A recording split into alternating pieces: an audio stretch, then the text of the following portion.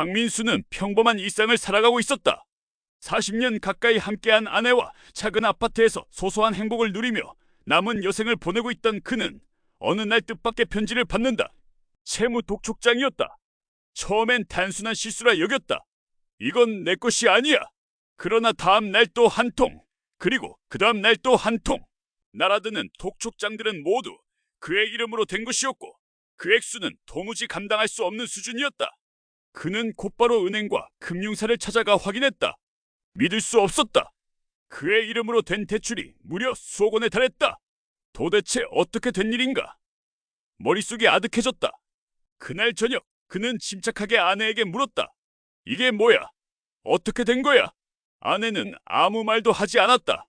손을 떨며 숟가락을 내려놓더니 이내 흐느끼기 시작했다. 그리고 오랜 침묵 끝에 고백했다. 미안해요.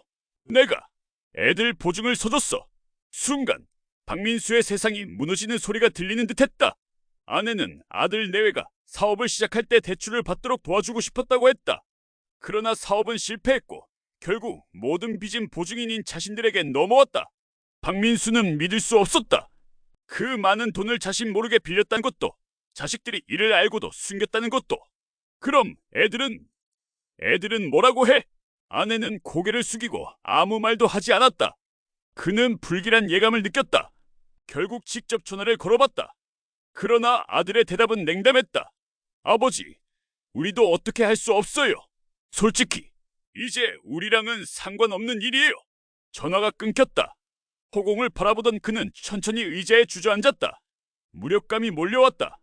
아내는 그런 그를 바라보다가 결심한 듯 짐을 쌌다. 당신이 나를 용서하지 못할 거라는 거 알아. 그러니까 나도 떠날게. 그녀는 그렇게 사라졌다. 남겨진 건 박민수와 끝없는 빚뿐이었다. 이제 그는 마지막 남은 집을 팔아야 할지도 모른다. 갈 곳 없는 노인이 될 수도 있다. 그의 노후는 그렇게 한순간에 파괴되었다. 벗어날 길 없이 벼랑 끝에 선 그는 도대체 어디서부터 잘못된 것인지 되짚어보지만 답을 찾을 수가 없다. 어느새 그의 손에는 독촉장이 구겨진 채 남아있었다. 그렇게 밤이 깊어갔다. 절망 속에서의 선택. 다음 날 아침 그는 변호사를 찾아갔다. 혹시라도 해결할 방법이 있을까 싶었다. 하지만 변호사는 고개를 저었다. 보증인이기 때문에 법적으로 책임을 져야 합니다. 다만 채무를 조정하는 방법이 있을 수 있습니다. 그러나 그 과정은 험난했고 확실한 해결책도 아니었다. 한편 그는 자식들에게 마지막으로 만나자고 연락했다. 그러나 아들은 전화를 받지 않았고 딸은 우리도 힘들어요. 아버지라는 말만 남기고 전화를 끊었다. 그는 공허함을 느꼈다. 자신이 평생을 바쳐 키운 자식들에게 이렇게 버려질 줄은 꿈에도 몰랐다. 이웃들도 하나둘 그의 사정을 알게 되었다. 일부는 안타까운 시선을 보내기도 했지만 대다수는 조용히 거리를 두었다. 그는 스스로 고립되어 갔다. 어느새 그의 하루는 독촉장과 한숨으로 가득 찼다. 그러던 어느 날 그는 우연히 공원에서 오래된 친구를 만났다. 친구는 그의 초췌한 모습을 보고 놀라 물었다. 박민수는 모든 이야기를 털어놓았다. 친구는 조용히 그의 손을 잡으며 말했다. 너무 늦기 전에 새로운 길을 찾아야 해. 아직 끝난 게 아니야. 새로운 삶의 시작.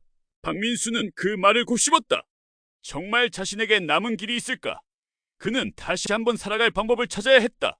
비록 모든 걸 잃었지만 어쩌면 새로운 시작을 할 수 있을지도 몰랐다. 그는 작은 원룸을 얻어 새롭게 살아보기로 결심했다. 노인복지센터를 찾아가 도움을 요청했고 뜻밖에도 무료 법률 상담을 받을 수 있었다.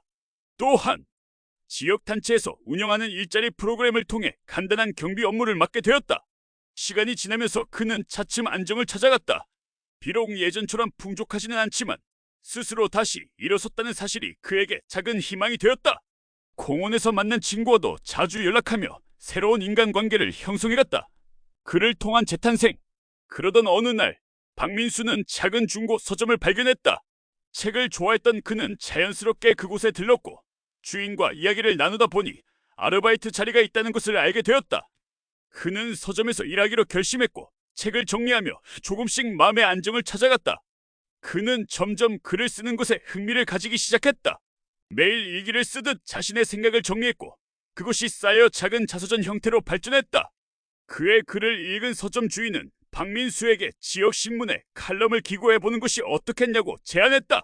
처음엔 망설였지만 그는 용기를 내어 글을 보내보기로 했다. 놀랍게도 그의 이야기는 큰 반향을 불러일으켰다. 그는 점점 더 많은 사람들에게 자신의 경험을 공유하게 되었고 어느덧 그는 단순한 생계를 넘어 새로운 목표를 가진 사람이 되어갔다. 이제 그는 단순히 살아가는 것이 아니라 자신의 삶을 기록하고 다른 이들에게 희망을 주는 사람이 되었다.